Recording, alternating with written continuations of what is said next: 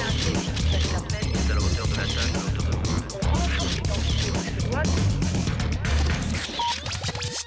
Une saison s'est terminée, c'était le printemps avec son confinement, et une saison a commencé, c'est l'été avec son déconfinement.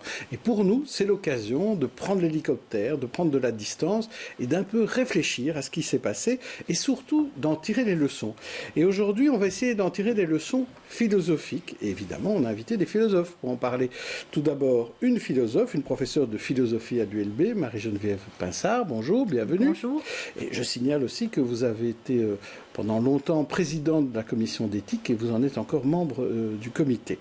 Alors nous avons pour nos experts chroniqueurs Marianne Slussny, philosophe de formation et auteur ou autrice, ça dépend, en tout cas elle écrit, et Pascal Verbos, auteur et présentateur RTL TVI et aussi grand fan de philosophie, on s'en rendra compte dans cette émission. Alors tous ensemble nous allons traiter de 3 thèmes. Est-ce que le fait de ne pas tout savoir, est-ce que c'est vivable ou pas? On va aussi réfléchir sur la notion de confiné et liberté, est-ce que c'est un oxymore? Le choix de Sophie du médecin va aussi nous intéresser, notamment le choix de Sophie quand les malades se font aussi nombreux que pendant la période du Covid. Premier thème, peut-on vivre dans l'incertitude? Ça, c'est notre première question et je vous la pose à vous, Marie-Geneviève Pinsard. Quelle est la réponse à donner à ce questionnement de l'incertitude? Mais je dirais tout d'abord que la question est assez rhétorique parce qu'en fait, peut-on vivre dans l'incertitude? Mais nous ne cessons de vivre dans l'incertitude.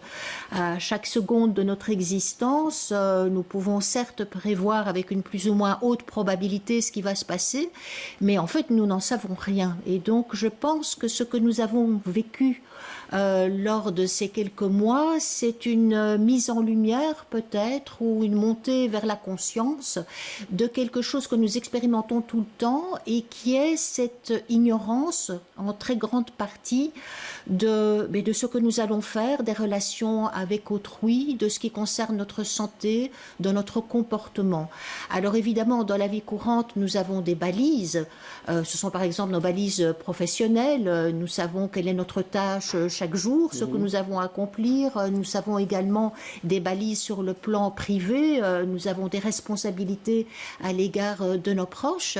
Mais en dehors de ça, la notion d'incertitude est une notion qui nous accompagne et qui est d'ailleurs ce qui nous permet de changer, ce qui nous permet d'évoluer. Ce qui est important, c'est que cette notion d'incertitude, elle est associée à une notion d'ignorance et peut-être une des particularités, me semble-t-il, de ce que nous avons vécu, c'est de se rendre compte à quel point cette ignorance traversait tout le travail des sciences et tout le travail de la médecine. En fait, généralement, nous connaissons ce travail à partir de ses résultats, le plus souvent, c'est-à-dire à partir des découvertes, à partir de ce que nous pouvons utiliser. Des certitudes, alors. Et des certitudes. Et puis nous avons découvert, que les sciences avançaient à tâtons, émettaient des hypothèses qui étaient parfois confirmées ou parfois ne l'étaient pas. Et donc nous avons expérimenté cette ignorance scientifique, cette incertitude scientifique. Et ce que je trouve très intéressant, c'est de voir la manière dont cette incertitude scientifique a tout à coup pris une telle ampleur au point de marquer notre existence, qui pourtant, elle, est façonnée, je le disais à l'instant, est façonnée d'incertitude et d'ignorance. Alors, Marianne Slussny, vous, c'était l'occasion, en réfléchissant à l'incertitude, de vous plonger dans les philosophes grecs. Oui, parce qu'effectivement, l'incertitude, c'est à la base, vous l'avez dit très justement, de la condition humaine. Mais alors, la grande question de la philosophie, qui est celle de la vérité, par rapport à laquelle on peut avoir une approche dogmatique ou une approche tout à fait relativiste et subjective, était quand même posée dès l'origine de la philosophie avec Socrate, qui dit de manière un peu provocatrice à ces juges qui sont des sophistes, c'est-à-dire des rhétoriciens brillants, mais qui surfent sur la vérité. Il le dit de la fake news. Qui dit je sais, ce que je sais, c'est que je ne sais pas. Ce qui ne veut pas dire qu'on ne sait rien, mais ce qui veut dire que, et c'est ce qui est mis en scène dans les premiers dialogues, 10 dialogues socratiques de Platon, c'est Socrate est toujours en questionnement avec une personne qui est en fait un sophiste qui prétend tout savoir, et il le pousse peu à peu dans ses derniers retranchements en lui posant des questions, et l'autre, le discours un peu arrogant, facile de l'autre est démonté jusqu'à son noyau. Et ce que Socrate veut poser, c'est une définition du mot ou du terme ou de l'argument, une définition du mot dont il est question. Et donc, il aboutit à une définition, qui est une définition, c'est quand même une forme de connaissance. Et donc, c'est à la fois, je sais que je ne sais rien, donc c'est ce grand questionnement qui doit rester ouvert, et en même temps, une tentative d'aboutir à une définition, à une connaissance, mais donc à un savoir, mais qui reste ouvert et soumis à réévaluation. Alors on a aussi l'impression dans cette période d'incertitude, Pascal Vrébos, qu'on avait découvert une espèce de fragilité nouvelle auprès de tout le monde. On s'est même rendu compte que la mort existait, comme si on l'avait oublié. Et ça, oui, c'est peut-être une certitude à la place d'une incertitude. Mais bon, il y a le dicton populaire, il ne faut pas être philosophe, on ne sait jamais de quoi demain sera fait. Oui. Et c'est vrai qu'aujourd'hui, nous vivons, dans des certitudes. La mort est ignorée. Les gens ne portent plus le deuil, on nie la mort, quelqu'un meurt, on va travailler tout de suite le lendemain. Et là, on s'est retrouvé dans un concert médiatique coronien, si j'ose dire, où chaque jour il y avait des morts, avec un virus qu'on pouvait imaginer sautant de par-ci, de par-là. Et donc, brusquement, on s'est retrouvé devant la mort réelle des proches qui sont morts. Moi, j'ai perdu 2 personnes qui étaient proches. La mort apparaît, la peur. Évidemment, il y a la peste de Camus, pour ceux qui l'ont lu, qui revient, parce qu'on revoit les mécanismes sociétaux que Camus avait déjà donnés. La mort, évidemment, elle fait peur depuis longtemps. Et puis, il y a quelque chose quand même d'intéressant, puisque vous avez dit au début, essayons de tirer les leçons. C'est vrai qu'on est dans une époque où les vérités scientifiques semblaient une sorte d'évidence, la science avec un grand S, comme si la philosophie de la science n'existait pas, vous en avez parlé. Les religions avec leurs dogmes aussi. Et là, on a vu en direct ou en coulisses des scientifiques qui se tiraient dans les pattes, qui avaient des visions différentes. On a vu vraiment comment la science fonctionnait, c'est-à-dire par discussion, par controverse, que tout était biodégradable d'une certaine manière, à la fois les dogmes religieux. Parce que là, on le voit aux États-Unis, il y a brusquement des visions du virus qui sont religieuses, mais un peu comme Adam et Ève, mythologiques. Et d'un autre côté, la science qui arrive à tâtons. Et ça, c'est le côté positif, je pense. C'est que le doute, théoriquement, va être maintenant peut-être plus au centre des réflexions qu'avant, le doute. Donc de cette incertitude naît le doute. Et ça, effectivement, au niveau scientifique et philosophique, c'est positif. Oui, tout à fait. Il y a différentes manières de prendre en charge l'incertitude. Il y a tout d'abord l'anticipation, peut-être que nous y reviendrons. Il y a la responsabilité, le fait de devoir répondre de ses actes. Et puis vous avez tout ce qui tourne autour de la notion de précaution, notamment avec le principe de précaution.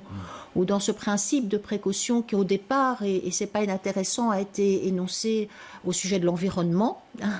Et ce principe de précaution dit que lorsqu'on est face à une incertitude, vu l'état des connaissances scientifiques et techniques du moment, cela ne doit pas nous empêcher de prendre des mesures efficaces et proportionnées pour tenter de prévenir un risque qui serait un risque grave et irréversible à un coût économiquement supportable. Alors si on reprend les différents éléments de cette définition, ça peut nous donner je dirais, un canevas pour essayer de comprendre comment la gestion du virus, notamment sur le plan philosophique, a été menée. Qu'est-ce que c'est que des mesures efficaces et proportionnées? Il y a un jugement qui doit être posé là-dessus. Qui le pose? Est-ce que c'est le fruit d'une discussion? Est-ce que ce sont des experts qui en parlent? Qu'est-ce que ça veut dire un coût économiquement supportable? On voit visiblement qu'on a choisi la santé, je dirais, d'abord par rapport à l'économie. Donc voilà, il y a différentes manières de s'emparer du doute, de s'emparer de l'incertitude. On peut le faire à travers la notion de précaution, à travers la notion de responsabilité, à travers la notion d'anticipation aussi.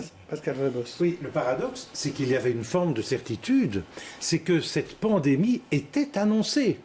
Elle était annoncée avec 2020 comme limite, puisqu'il y a des plans qui existaient en 2005, en 2008. Moi, je me souviens des émissions à controverse, avec tous les gens qui disaient oui, on vaccinera au feu rouge, ce sera terrible, etc. Et puis les plans sont, je ne sais pas, tombés à l'eau. Alors c'est intéressant. Pourquoi? J'ai pas de réponse. Hein.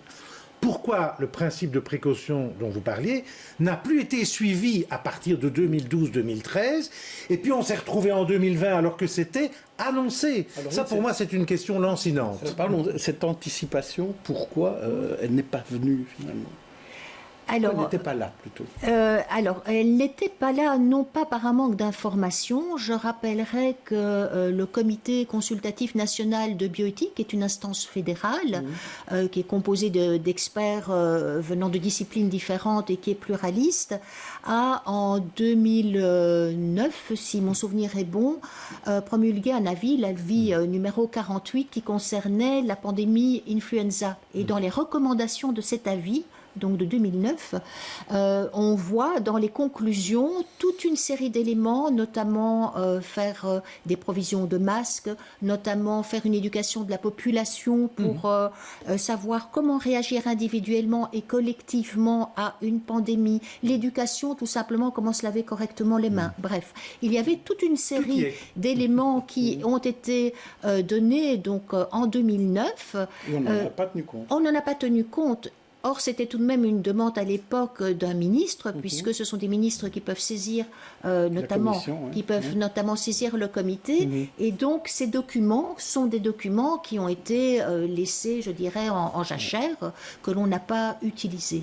On passe à notre deuxième question de cette émission, c'était: est-ce qu'il existe une liberté dans le confinement? C'est-à-dire, on était confiné, mais être confiné, est-ce que ça veut dire qu'on est prisonnier ou est-ce que ça veut dire que c'est un nouveau type de liberté? Alors, quelle est la réponse à cette question, Marie-Geneviève Pinsard? Je la reformulerai en parlant des libertés, en mettant le mot liberté au pluriel, parce que quand nous avons été confinés, chacun chez nous, nous n'avons pas perdu toutes nos libertés. Nous avons continué à penser, nous avions notre liberté de penser, nous avons notre liberté d'expression, nous avons notre liberté de faire à la maison ce que nous désirions, d'entrer en contact de manière virtuelle les uns avec les autres. Donc il y a certaines libertés qui ont été mises entre parenthèses. Et par exemple, la liberté de se mouvoir à l'extérieur, on en est bien conscient, la liberté de travailler aussi pour certains, puisque on le sait notamment pour le monde culturel et les artistes, il n'y a pas eu de possibilité d'avoir cette liberté de travailler.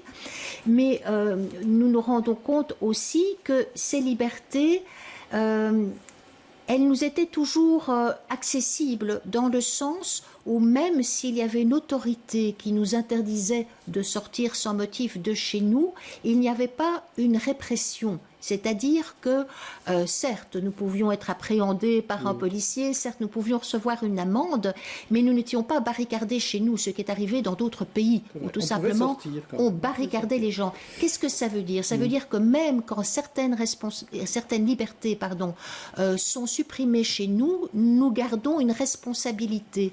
C'est-à-dire que nous avions toujours en main le fait soit de rester à la maison, soit de sortir et donc de nous exposer à une sanction éventuellement.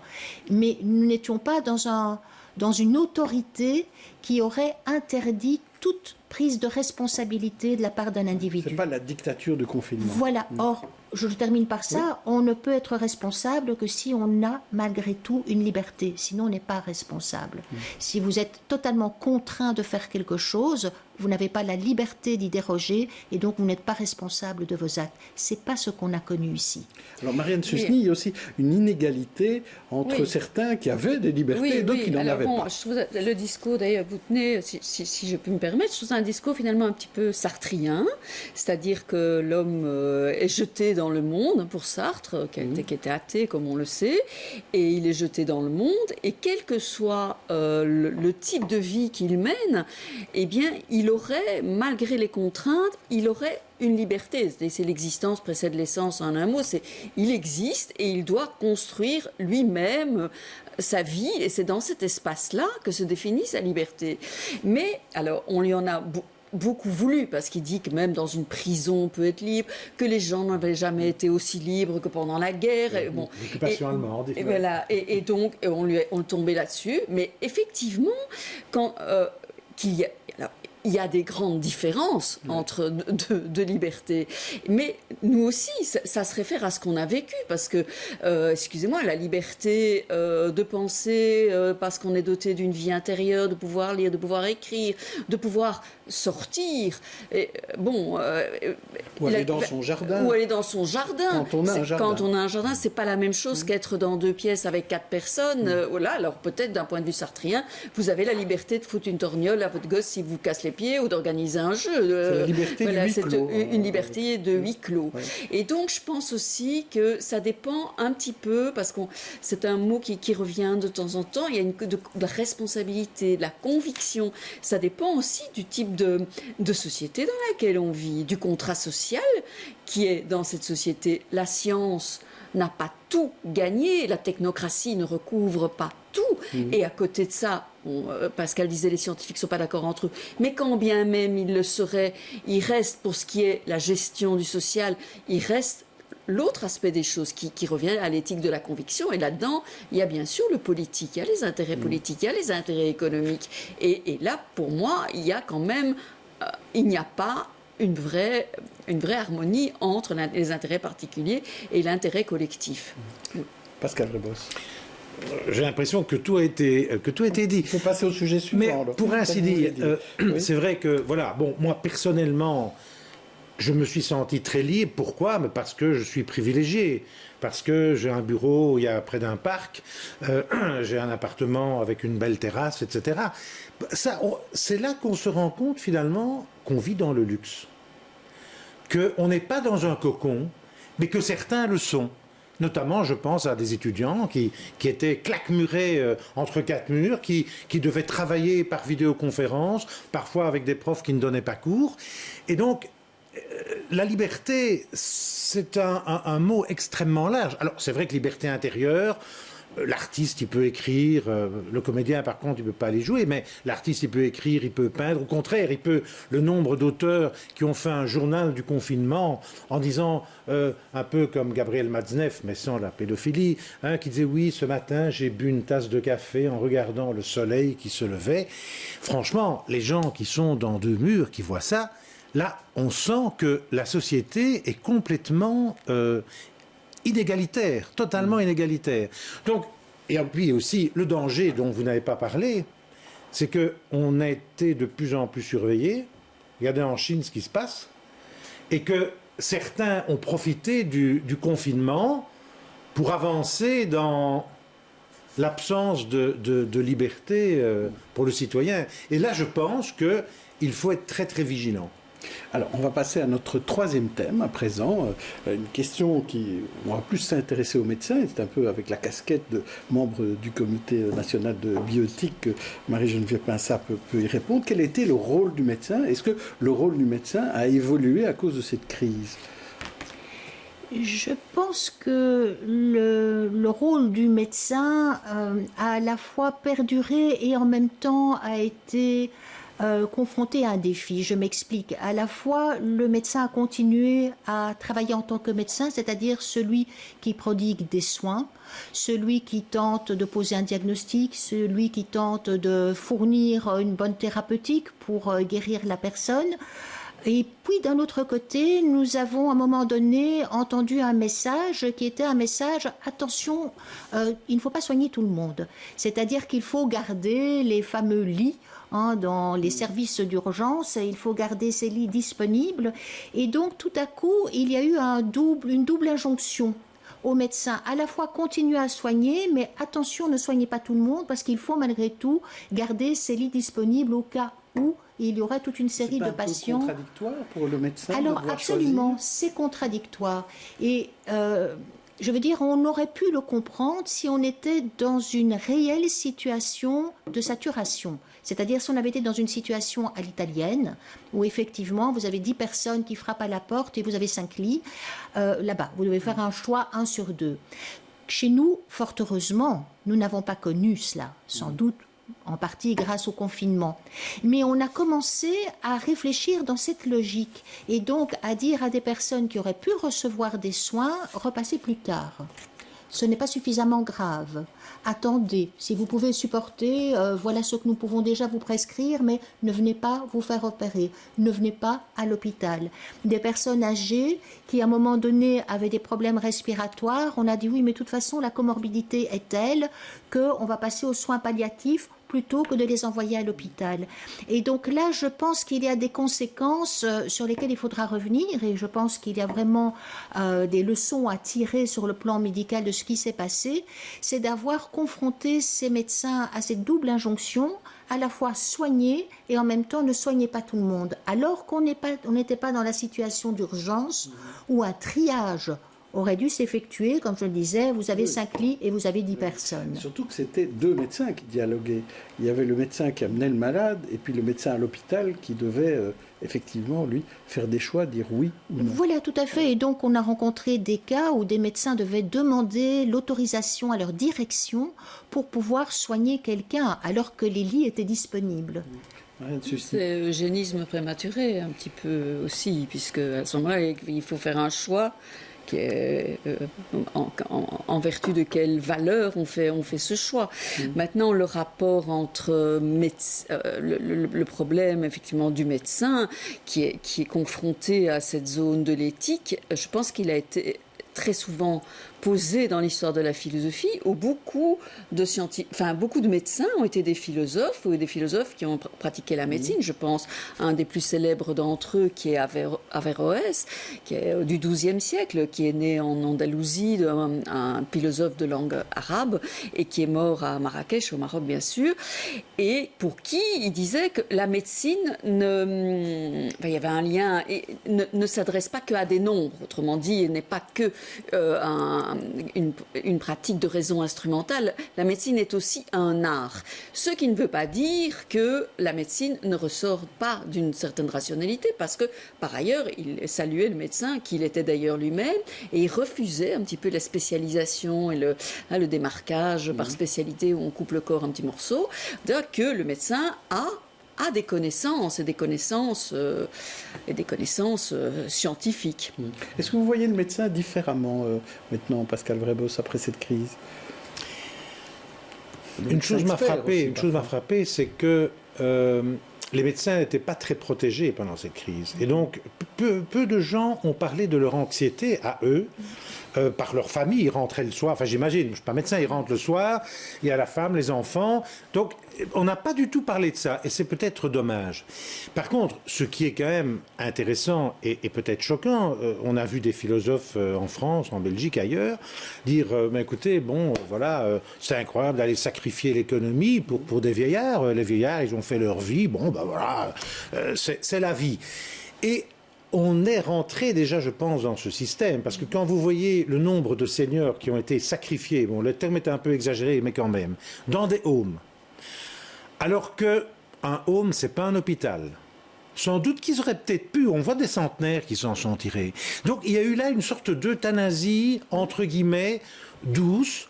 Et là, je me pose la question pour l'avenir, est-ce que dans 5-10 ans, quelqu'un, j'invente, qui a 89 ans, qu'on peut soigner, il va peut-être gagner 3 ans, mais ça va coûter 100 000 euros. 100 000 euros, est-ce qu'on va vraiment le soigner? Ben non, il va mourir dans 2 mois, sauf s'il a 100 000 euros, il pourra peut-être payer, vivre encore 3 ans. Est-ce qu'on va vers ça? C'est pas scientifique, c'est un choix de société, voilà. c'est politique. C'est pour ça que je m'adresse à la membre du comité de bioéthique. Est-ce que c'est possible, ça?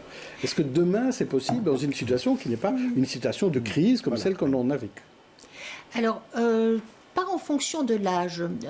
Tout ce que j'entends autour de moi de la part des médecins et dans les divers comités d'éthique, notamment hospitaliers, tout le monde est d'accord sur le fait que ce sont des indications purement médicales qui doivent dicter les choix. Donc si vous avez ce qu'on appelle des comorbidités, donc une personne qui souffre de plusieurs pathologies et qui en plus attrape le Covid, évidemment, ses chances de survie sont moindres qu'une personne qui n'a pas de comorbidité et qui va peut-être mieux s'en sortir. C'est plutôt la statistique qui décidera alors. Alors non, ce sont des données médicales, c'est-à-dire pour chaque cas, il s'agit de faire du cas par cas. Pour chaque cas, il s'agit de voir exactement quel est l'état de santé de la personne. Et là, le critère de l'âge n'entre pas en ligne de compte du tout, parce qu'effectivement, on a trouvé des personnes âgées, voire des centenaires, qui se sont très bien sortis du Covid, alors que des gens de 40 ans, malheureusement, en décédaient. Centenaires qui parfois étaient diabétiques. Moi, j'ai un rêve. Oui, Un on rêve. terminera par là. Un rêve. Je souhaiterais que l'on développe l'organe de la volonté générale. Et qu'est-ce que c'est la volonté générale? C'est dans le contrat social de Rousseau. C'est pas ma volonté à moi plus celle de l'un de l'autre et du troisième. C'est une volonté globale qui Collective. réunit tout le monde.